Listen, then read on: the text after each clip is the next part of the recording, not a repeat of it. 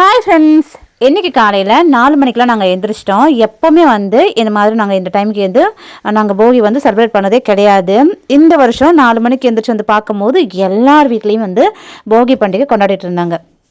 எல்லா வருஷமே ஒரு 5 மணி போல் நாங்கள் எழுந்திரிச்சு வருவோம். அதுக்குள்ளே பார்த்தா நிறைய பேர் நெருப்புலாம் போட்டு இந்த மாதிரி குளிர் காய்ச்சிட்டு போயிடுவாங்க. ஆனால் இந்த டைம் நாங்கள் 4 மணிக்கு எழுந்திரிச்சு வந்ததுனால எல்லாருமே பார்க்க முடிஞ்சுது. எல்லார் வீட்லேயும் நாங்கள் அதே சேம் டைம் தான் போகிக்கு நெருப்பு இந்த மாதிரி போட்டு குளிர் காய்ச்சிட்டு உட்காந்துருந்தாங்க. எல்லார் வீட்லேயும் ஆளுங்க இருந்தாங்க. பார்க்கவே சூப்பராக இருந்தது.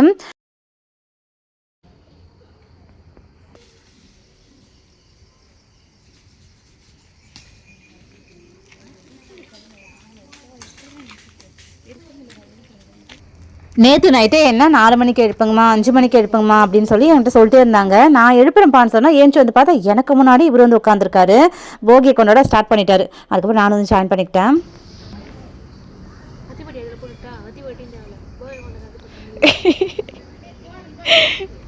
ஆயுத பூஜை கொண்டாடுறேன்ற மாதிரி அத்திப்பிடி போட்டோம். அத்திப்பிடி போட்டாங்க. அத்திப்பிடிலாம் போடக்கூடாது.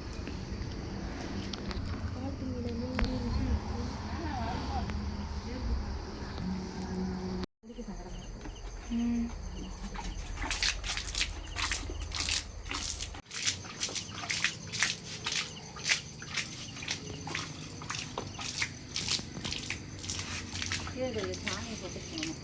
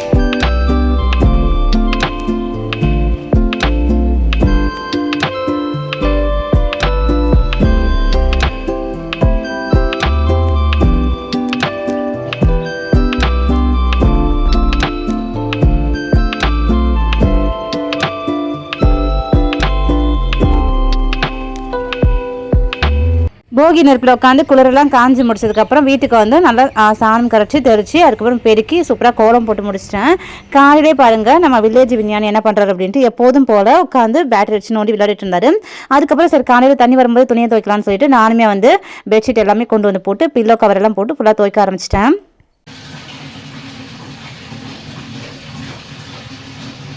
துணி துவைச்சி முடிச்சுட்டு அதுக்கப்புறம் தான் சமைக்க போகணும். இன்றைக்கி என்னோடய பெரியவனுக்கு ஸ்கூல் வைக்கிறாங்க. காலையில் சமைக்கணும். அதனால் நான் கீரையை வேக வச்சுட்டு தக்காளி பழம் பச்சை மிளகா போடுப்பா அப்படின்னு சொன்னேன். 4 பக்கத்துக்கு ஏதோ எலுமிச்சை பழம் வாசலை நறுக்கி வைக்கிற மாதிரி 4 பக்கம் டெக்கரேஷன் பண்ணி வச்சுருக்காருங்க. இவரோட கை கலைவனத்தை கொண்டு கிச்சனில் இறக்கியிருக்காரு. கொடி ஃபுல்லாக துணி இருக்குது. இதுக்கப்புறம் காய போடுறதுக்கு சுத்தமாக இடமே கிடையாது. இதெல்லாம் எடுத்து முடிச்சுட்டு அதுக்கப்புறமா தான் யூனிஃபார்மே துவைச்சி காய வைக்கணும். இன்னும் ஸ்கூல் யூனிஃபார்மு, அதுக்கப்புறம் பசங்க வீட்டில் போட்ட ட்ரெஸ் எல்லாமே இருக்குது. இன்னும் அதெல்லாம் துவைக்காமல் இருக்குது. அது எல்லாமே துவைக்கணும். இது வந்து மார்னிங் தண்ணி வரும்போது துவச்சி போட்டேன். இப்போ வந்து அரிசி உளுந்து ஊற வைக்க போகிறேன்.